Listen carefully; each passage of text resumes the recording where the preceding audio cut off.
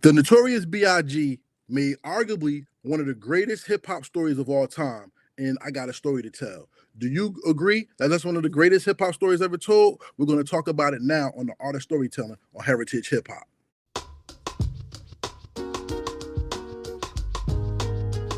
In November of 1997, Bad Boy Records released Life After Death, the posthumous album of one of the greatest rappers to ever live, the Notorious B.I.G.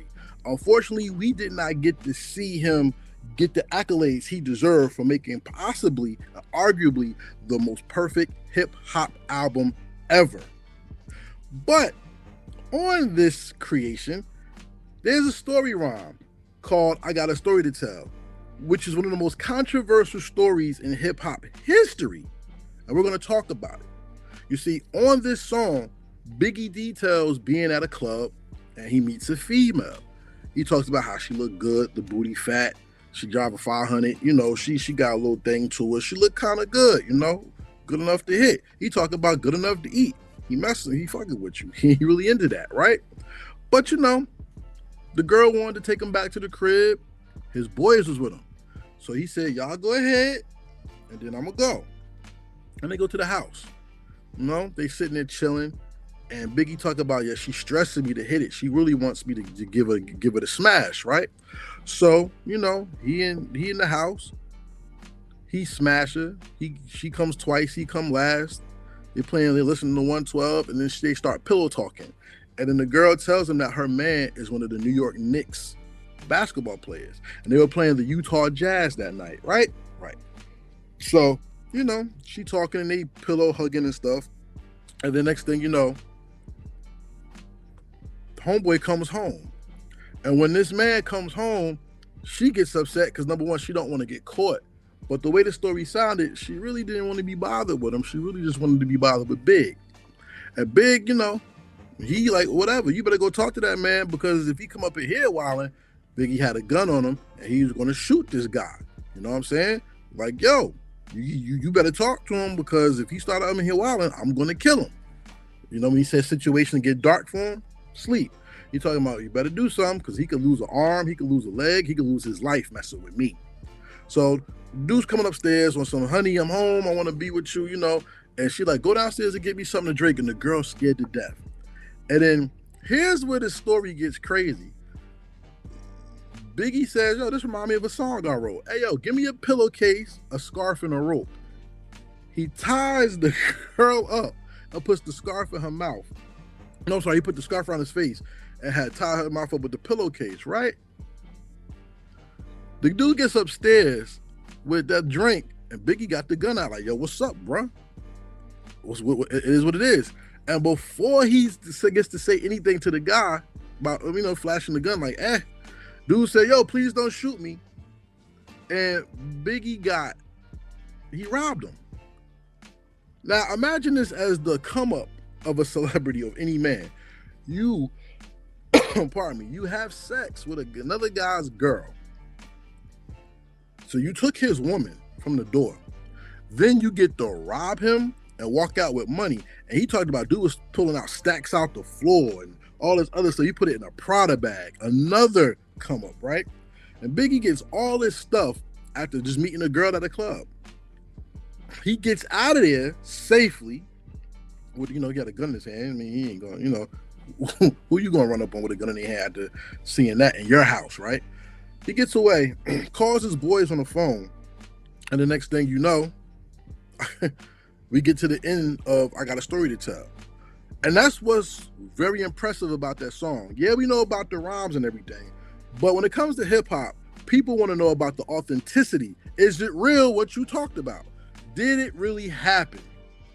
And the funny thing I can tell you is, in other interviews, we got confirmation that it really did happen. In these conversations on other podcasts, we have the Dan Le Batard show on ESPN. John Starks was a guest on that show. And they tried to figure out who from the New York Knicks was this that Biggie was talking about. And John Starks really didn't want the information to get out. He didn't really talk about it. He didn't confirm or deny anything. Fat Joe was on, I think, Hot 97 or some other podcast. Fat Joe said, nah, it was Anthony Mason. Bimmy was on the Matt Hoffa podcast, and he was like, yeah, you know, he was cool with one of the Knicks players, and he had beef with Biggie. And I was like, who was it? And he was like, Anthony Mason. And I was like, what? And yes, ladies and gentlemen, as the story turned out, the New York Knicks who got robbed by the Notorious B.I.G. was Anthony Mason. Now, Anthony Mason was a solid stand-up dude. He represented New York like nobody else, you know what I'm saying? He was on New York Undercover. He used to have the mace in your face and the New York skyline cut into his fade. When he played basketball, he wasn't afraid to throw hands. He was one of the first point forwards in basketball. Him, Pippen, like they really had that game. Mason wasn't a scorer, but he didn't know how to handle the basketball, and he knew how to push the ball up the floor. When it came to New York sports, he was one of the he was one of the icons when it came to the Knicks. Wasn't the all-time greatest scorer or whatever, but defensively and able to push the rock up the court, Anthony Mason was that dude. And being that he was a solid dude in the community, it shocked a lot of people when they found out who this was. Mason got in trouble for some things. We're not going to defame him. Rest in peace to Anthony Mason, and also rest in peace to Notorious B.I.G. Anthony Mason has kids. We're not going to defame him. I don't even want to talk about who this could be when we talk about the woman. But the controversy of the song was really, did it really happen? And come to find out that, yeah, it really did.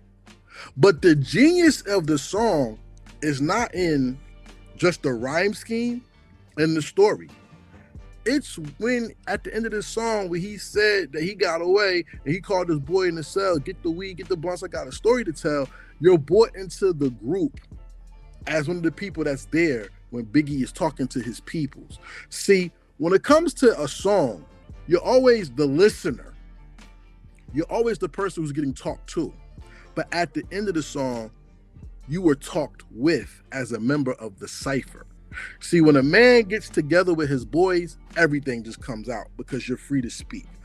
We don't really hear Biggie tell too many jokes and like have a conversation. We hear him rhyme.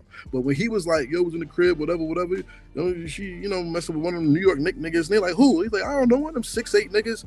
It's funny as hell when he said, he came in out with Shook Daddy, and you get to hear him laugh and you get to hear them talk. And then even when his boy was like, yeah, she a shiesty chick.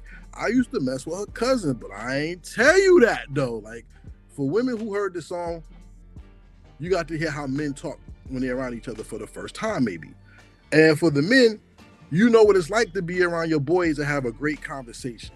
See, I got a story to tell, not only recounted a sexcapade or a sex story that involved another celebrity or known figure in the state of New York. It also brought you into the round table of being one of the people in Biggie's inner circle. So not only did it tell you a story about real life, it brought you into real life when he had the conversation with his peoples. But what do you think? Is the Notorious B.I.G's I Got a Story to Tell one of the greatest hip-hop stories ever rhymed? Let me know in the comments, and let me know what song you would like to hear me do next. For more, follow at Heritage Hip Hop on all social media, subscribe to heritagehiphop.com, and also subscribe to Heritage Hip Hop on YouTube so you don't miss any of these things or more.